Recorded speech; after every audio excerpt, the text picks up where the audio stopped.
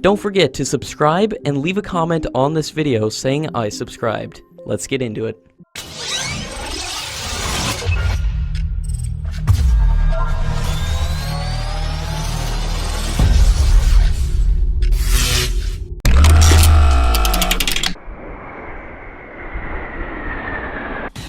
The Russian Su-35 has recently entered in the competition to supply 114 fighter jets to the Indian Air Force. The French Rafale aircraft was one of the two fighters which made it to the last round on its technical capabilities along with the Eurofighter Typhoon in the previous MMRCA tender, and the Rafale is still the best aircraft in the competition that can win the order from the current government in 2019.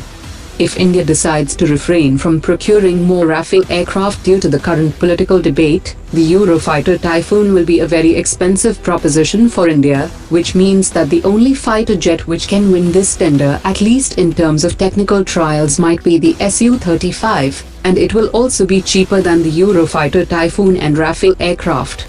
The Su-35 is the top Russian air superiority fighter in service, and it also receives important updates from Su-57 stealth fighter program, and the similarities of Su-35 with the Su-30 will also mean that India will not require a new logistical ecosystem to support the Su-35, and it can also fill the vacuum left by lack of purchase of Su-57 from Russia in the heavy class of fighters. India is also developing its Tejas Mark II by 2025, which will be a medium-class fighter in the class of Mirage 2000.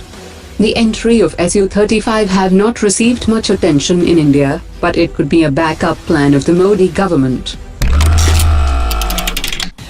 According to latest reports, India and Russia could sign the $2 billion stealth frigate deal in the next few weeks.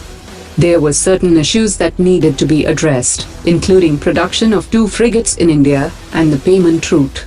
The delivery is expected to begin within 4 years of signing the contract, and the frigates will be fitted with the BrahMos system instead of the Russian Club anti-ship systems. According to latest media reports, Reliance Defence could get just over 3% of the 30,000 crore rupees offsets contract by Dassault Aviation. The Dassault Reliance Aviation Limited will see an investment capped at 850 crore rupees for setting up a plant to manufacture parts for Falcon 2000 executive jets. A smaller investment would also be made for a joint venture with ALIS, which is also setting up an assembly plant for radars in India. Safran is also likely to discharge a part of its commitments through Hindustan Aeronautics, with which it has a joint venture to manufacture helicopter engines.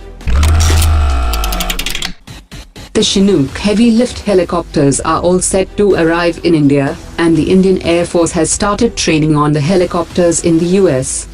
According to Indian Air Force, the crew has started training on Chinook helicopters from 8 October in the US, and during the initial phase, 4 pilots and 4 flight engineers of Indian Air Force are training on the helicopters.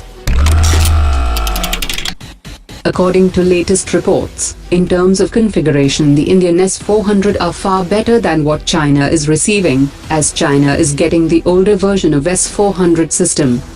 The Indian S-400 is an upgraded version, whereas the Chinese S-400 does not come with the 400 km range 40M6 missile, as China is not a member of MTCR.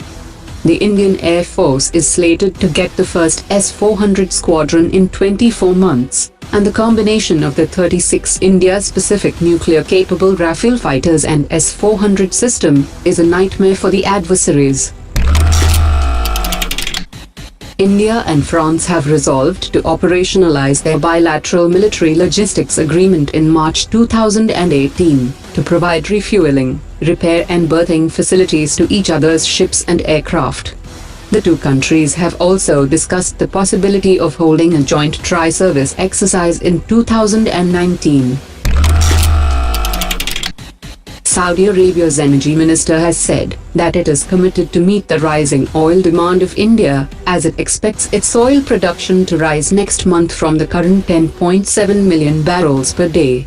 India is the world's third biggest oil importer and is currently grappling with rising oil prices.